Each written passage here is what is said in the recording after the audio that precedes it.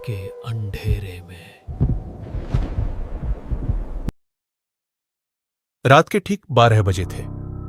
तेज हवाओं के बीच एक पुरानी हवेली के दरवाजे अपने आप चरमराते हुए खुल गए। गांव वाले कहते थे, उस हवेली में जो भी गया वो कभी वापस नहीं आया। लेकिन आज 4 दोस्त उस हवेली के अंदर जाने वाले थे। उन्हें नहीं पता था कि वो सिर्फ एक एडवेंचर नहीं बल्कि अपनी जिंदगी का सबसे बड़ा डर देखने जा रहे हैं। 4 दोस्त, आर्यन, कबीर, नेहा और सिया। आर्यन, हमेशा लीड लेने वाला कबीर, मजाकिया लेकिन अंदर से डरपोक नेहा, समझदार और शांत सिया, जिज्ञासु और थोड़ा अलग सोचने वाली गांव में छुट्टियां बिताने आए थे। और वहीं उन्होंने पहली बार उस हवेली के बारे में सुना।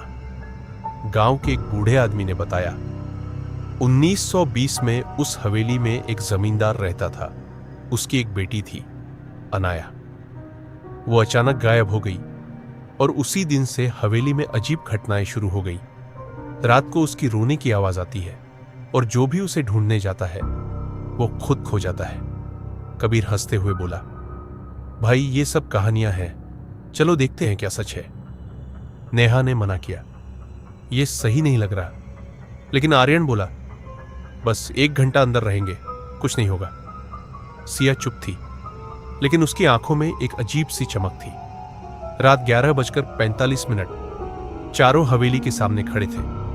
दरवाजा आधा खुला था, जैसे किसी का इंतजार कर रहा हो। जैसे ही वो अंदर गए, दरवाजा जोर से बंद हो गया। धड़ाम! कबीर डर गया। भाई ये क्या था? आर्यन बोला, हवा होगी। लेकिन अंदर हवा बिल्कुल नहीं चल रही थी। हवेली के अंदर सब कुछ धूल से भरा था। पुरानी तस्वीरें दीवार पर टंगी थीं। एक तस्वीर में एक छोटी लड़की थी।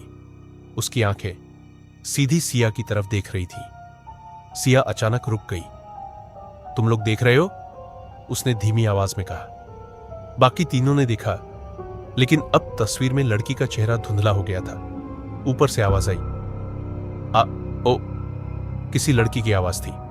कबीर बोला, मैं नीचे ही रुकता हूं। लेकिन आर्यन ने उसे खींच लिया। सब साथ रहेंगे। जैसे ही वो ऊपर गए, हर कदम पर लकड़ी की सीढ़ियां चरमराने लगी। नेहा को लगा कोई उनके पीछे चल रहा है। वो मुड़ी, कोई नहीं था। लेकिन उसके कान में धीरे से आवाज आई, तुम मुझे ढूंढने आई हो ना? सिया धीरे धीरे सबसे पीछे रह गई। उसकी चाल बदल गई थी। वो दीवारों को छूते हुए चल रही थी, जैसे उसे रास्ता पहले से पता हो। ऊपर एक कमरा था जिसका दरवाजा बंद था। उस पर खून से लिखा था, मत खोलो। आर्यन बोला, यही होगा असली राज। नेहा चिल्लाई, नहीं खोलना चाहिए। लेकिन दरवाजा खुद ब खुद खुल गया। कमरे में एक पुराना आईना था और एक टूटी हुई गुड़िया। गुड़िया की आंखें हिल रही थी। कबीर चिल्लाया, यह मजाक नहीं है। अचानक आईने में चारों का रिफ्लेक्शन दिखा, लेकिन रिफ्लेक्शन में सिया नहीं थी। नेहा ने सिया की तरफ देखा। सिया मुस्कुरा रही थी, लेकिन वो उसकी मुस्कान नहीं थी। सिया धीरे से बोली, तुम लोग बहुत देर से आए। उसकी आवाज बदल चुकी थी। मैं 100 साल से इंतजार कर रही थी। उसकी आंखों में अचानक सबको एक दृश्य दिखा। अनाया को उसके पिता ने उसी कमरे में बंद कर दिया था, क्योंकि वो कहती थी कि हवेली में कोई और भी है, कोई जो उसे बुलाता है। और फिर वो वहीं मर गई। सिया हंसने लगी, लेकिन सच ये नहीं है। मैं अनाया नहीं हूं। सब डर गए। तो तुम कौन हो? वो बोली, मैं वो हूं जो अनाया को भी ले गया था। पूरा कमरा अंधेरा हो गया। आईने में अब चारों नहीं, बल्कि एक भयानक आकृति दिख रही थी। आर्यन ने सिया को पकड़ने की कोशिश की, लेकिन उसका हाथ उसके आर पार चला गया। कबीर भागने लगा। दरवाजा बंद हो गया। नेहा रोने लगी, हमें जाने दो। आवाज आई, कोई नहीं जाता यहां से। सुबह गांव वाले हवेली के बाहर खड़े थे। दरवाजा खुला था। अंदर कोई नहीं था। बस दीवार पर 4 नई तस्वीरें लगी थी, चारों दोस्तों की, और उनके बीच एक मुस्कुराती हुई सिया।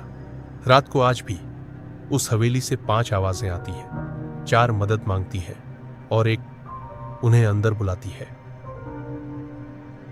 अगर इस कहानी ने आपके दिल की धड़कन तेज कर दी हो और अंधेरा आपको पहले से ज्यादा करीब महसूस होने लगा हो तो इस वीडियो को लाइक करना मत भूलिए, क्योंकि आपका एक लाइक हमें और भी ज्यादा डरावनी, ज्यादा सच्ची कहानियां लाने की ताकत देता है।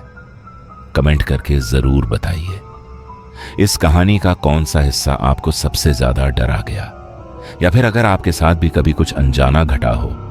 और हां, सब्सक्राइब जरूर कीजिए नाइट व्हील को, क्योंकि यहां हर रात एक नया रहस्य जन्म लेता है और हर कहानी के पीछे छुपा होता है कुछ ऐसा जो आपको सोने नहीं देता।